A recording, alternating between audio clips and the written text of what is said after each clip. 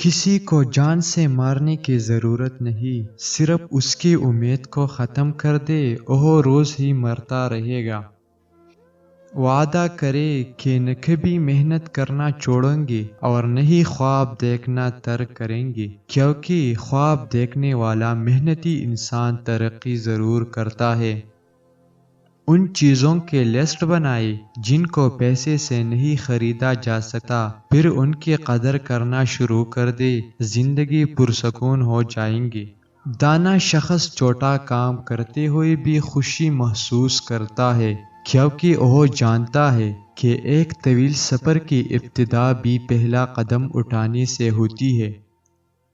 زندگی بدلنی ہو تو ایک جملے، ایک واقعہ اور ایک استاد سے بدل جاتی ہے، نہ بدلنی ہو تو ہزاروں کتابیں، کئی دانشور اور واقعات مل کر بھی آپ کا بال بھیگا نہیں کر سکتے۔ بدنصیبی بڑی خوبصورت شکل میں آتی ہے اور ہم اسے نہیں پہچان پاتے، اسی طرح خوش نصیبی بظاہر خوبصورت شکل میں نہیں ہوتی اور ہم اسے بھی پہچاننے سے انکار کر دیتی ہے۔ کائنات کے سب سے بڑی سخی پر یقین آپ کو سخی بنا دیتا ہے۔ آپ کے افکار اور نظریات کا اندازہ آپ کی گفتگو سے لگایا جا سکتا ہے۔ ناکامی تکرار کرنے سے بڑھتی ہے، خاموشی اختیار کرنے سے کم ہوتی ہے، صبر کرنے سے ختم ہوتی ہے اور شکر کرنے سے کامیابی میں بدل جاتی ہے۔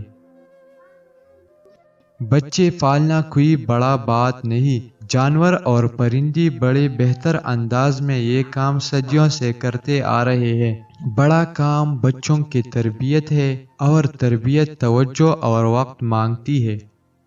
تعلیمی ادارہ ایک ٹول ہوتا ہے جس کے ذریعے آپ کو کچھ کام کر کے دکھانا ہوتی ہے، اور اگر آپ اس ٹول کو صحیح استعمال نہیں کر رہے تو پھر وہ چاہے یونیورسٹی بھی بن جائے، اس کا کوئی فائدہ نہیں ہے۔ وہ جگہ جہاں پانی رک جائے گندگی جوہر بن جاتی ہے، اور بہتا پانی ہمیشہ تازگی اور احساس بخشتا ہے۔ اس لیے کہا جاتا ہے کہ دنیا میں دو ہی قسم کی انسان ہیں، ایک جو علم کو حاصل کرنا چاہتے ہیں اور دوسری وہ جو علم کو تقسیم کرنا چاہتے ہیں۔ اگر استاد بظاہر نالائق بچے میں فقط یہ یقین پیدا کر دے کہ وہ لائق ہو سکتا ہے تو بچے کی تقدیر بدل سکتی ہے۔ آپ کی زندگی میں آنے والا اساتذہ کرام میں بہترین استاد وہ ہے جو آپ کو سوچنے کا انداز بدل دے۔ وہ شخص آپ کا محسن ہے جو آپ کو یہ یقین دلا دے کہ ہاں تم کر سکتے ہو۔ جن واقعات کو، جن لوگوں کو، جن نتائج کو اور جن حالات کو آپ مخلص ہو کر واقعی بدلنا چاہتے ہیں، اس کے لیے دل سے دعا کر لے، اپنا زاویہ نظر بدلے۔ زندگی شکوے کرنے سے نہیں بدلیں گے۔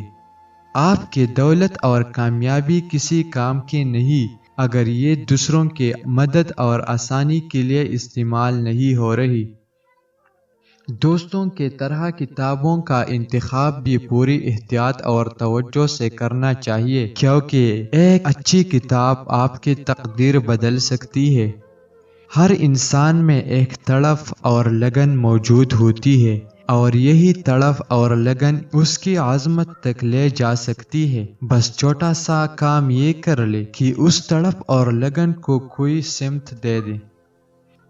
اگر ہمیں لوگوں کے ساتھ ڈیل کرنا آ جائے تو ہماری زندگی کی 85% مسائل حل ہو جائیں اور ہماری کارکردگی 99% بہتر ہو جائے۔